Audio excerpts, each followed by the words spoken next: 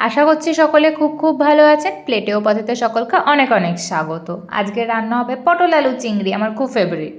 তো এখানে আমি কটা পটল নিয়ে নিয়েছিলাম, ওই 7-8টা মতো আলু, টমেটো, 3-4টে লঙ্কা, কয়েক কোয়া রসুন আর একটা গোটা পেঁয়াজ নিয়ে নিয়েছিলাম। নিয়ে সেগুলোকে কাটাকুটি শুরু করব। এদিকে বসিয়ে দিয়েছিলাম চিচিঙ্গা ভাজা। আচ্ছা, এই চিচিঙ্গাটাকে কে কী নামে ডাকেন একটু বলবেন তো? ইংলিশে তো এটাকে স্নেক গার্ড বলা হয়, কিন্তু এক এক জায়গায় এর নাকি এক এক রকমের সম্বোধন। তো একটু জানাবেন কে কোথা থেকে ভিডিওটা দেখছেন, সেখানে চিচিঙ্গাকে আপনারা কি বলেন। এইবার এইদিকে পটলগুলোকে ছুলে নেব। পটল আলু চিংড়ির পটল অনেকে এইভাবেও ছোলে, অনেকে আবার হচ্ছে গায়ের জাস্ট ওপরের প্রলেপটা ফেলে নিয়েও করে। তো আমি এইভাবে ছুলেই করা পছন্দ করি। আমি তো মাঝে মাঝে গোল গোল করেও কিন্তু পটলগুলোকে কাট দিই, কিন্তু এখন আবার নতুন শিখেছি এই সাইড আর্ট করে করে কাট দেবো। এখন মাঝে মধ্যে আমি এটাও করি, দুটোই বেশ ভালো লাগে, দুরকম দেখতে হয়। আলুগুলোকেও ডুমডুম করে কেটে নিলাম, আর একটা পেঁয়াজ নিয়ে নিয়েছি, সেটাকে একদম ঝিরি ঝিরি ঝিরি ঝিরি করে কেটে নিতে হবে।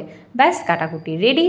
চিচিঙ্গা ভাজা তো হয়েই এসেছিলো, সেম কড়াতেই দিয়ে দিলাম 1 চামচ মতো তেল, আর পটল আলুগুলোকে তার সাথে 1/2 চামচ হলুদ, 1 চামচ মতো নুন দিয়ে ভালো করে এটাকে ভাজা ভাজা করে নিতে হবে। আপনারা এখানে আমি রিফাইন তেল ইউজ করেছি, আপনারা চাইলে কিন্তু এখানে সর্ষের তেলও ইউজ করতে পারেন। আমার আগের দিনের ভাজার তেল একটু রয়ে গিয়েছিলো, আমি সেটাকেই তাই ইউজ করে নিয়েছি। আর ওইদিকে দেখতে পেলেন একটা টমেটো, 3টে কাঁচা লঙ্কা দিয়েছি, যে যার স্বাদ মতো লঙ্কাটা দেবেন। আমি ঝাল পছন্দ করি তাই আমি 3টে দিয়েছি, লঙ্কাগুলোতে আমাদের ভালোই ঝাল। ওইদিকে ওই পেস্টটাকে রেডি করে রাখলাম। আবার এখানে 1 চামচ মতো রিফাইন তেল দিয়ে একটু গোটা জিরে ফোড়নে দিয়ে নিয়েছি। তারপর আমি রসুনগুলোকে একটু থেতো করে রেখে দিয়েছিলাম, ওই চামচ দিয়ে একটা থেতো থেতো করেছিলাম। পেস্ট চাইলে আপনারা দিতে পারেন বা থেতোও দিতে পারেন। আমি রসুনগুলোকে ছুঁড়ে শর্টকাটের জন্য থেতো করে দিয়েছি। কী হয় বলুন তো, শর্টকাট ছাড়াও এই রসুনের ফ্লেভারটা না পুরো তরকারিটা হওয়ার সাথে সাথে থেতো করে দিলে গোটা তরকারিটার মধ্যে ফ্লেভারটা খুব সুন্দরভাবে মিশে যায়। এর মধ্যে দিয়ে দিলাম এবার ওই যে একটা পেঁয়াজকে ঝিরিঝিরি করে কেটে রেখেছিলাম, সেটাকেই দিয়ে দিলাম। দিয়ে ব্যাস নাড়াচাড়া নাড়াচাড়া করে জিনিসটাকে ভাজা ভাজা করে নিতে হবে। আর চিংড়িটা যেহেতু আমার আগের দিনকেই নুন হলুদ দিয়ে একটু ভেজে ফ্রিজে তোলা ছিল, ওটাকে আমার হালকা একটুখানি 1 মিনিট মতো নেড়ে চেড়ে নিতে হতো। কিন্তু পেঁয়াজটা দেওয়ার আগে আমার এই কাজটা করতে হতো, পেঁয়াজ রসুনটা দেওয়ার আগে আমি ভুলে গেছিলাম, তাই জন্য পেঁয়াজগুলোকে একটু সাইড করে দিয়ে ওটাকে ভেজে নিলাম। পেঁয়াজটাও ভাজা ভাজা হয়ে আসার পর 1 চামচ আদা আর ওই যে পেস্টটা করে রেখেছিলাম টমেটো আর লঙ্কার, আপনারা চাইলে কিন্তু টমেটোটাকে পিস পিস করে কেটেও দিয়ে দিতে পারেন। আমি দিয়েছিলাম, আমি একটু থকথকে গ্রেভি চাইছিলাম, তার জন্য যারা পটল আলুর পাতলা ঝোল করতে চান তারা কিন্তু গ্রেভি মানে পেস্ট না করে নর্মালি কেটেও দিয়ে দিতে পারেন। আমি কেটেও করি, দুটোতেই একই রকমই লাগে, খুব একটা এদিক ওদিক হয় না। খালি আপনি পেস্ট যদি দেন সেক্ষেত্রে গ্রেভিটা বেশ ভালো ঠিক হবে।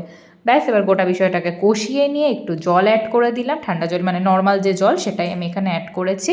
এবার এটাকে একটু ফোটানোর জন্য ঢাকা দিয়ে দেবো। ব্যাস রেডি হয়ে গেছে, দেখেছেন কত তাড়াতাড়ি হয়ে গেল। এবার চিংড়ি মাছগুলোকেও দিয়ে দেবো, দিয়ে লাস্টে আমি এখানে একটা ভাজা মশলা অ্যাড করবো, ধনে জিরের গুঁড়ো। এটার লিঙ্ক আমি ডেসক্রিপশন বক্সে দিয়ে দেবো, যারা যারা দরকার সেখান থেকে নিয়ে নিতে পারেন। তাছাড়া যদি আপনাদের বাড়িতে নর্মাল ধনে জিরে থাকে আপনারা চাইলে সেটাকেও দিয়ে দিতে পারেন। সেক্ষেত্রে মশলাটা যখন কষবেন সেই সময় দিয়ে দেওয়ার চেষ্টা করবেন, লাস্টে দিলে এর একটা স্মেল থেকে যায়, পুরো স্মেলটা যায় না। কষানোর সাথে সাথে দিলে ফ্লেভারটাও হলে বেশ সুন্দর লাগে তখন।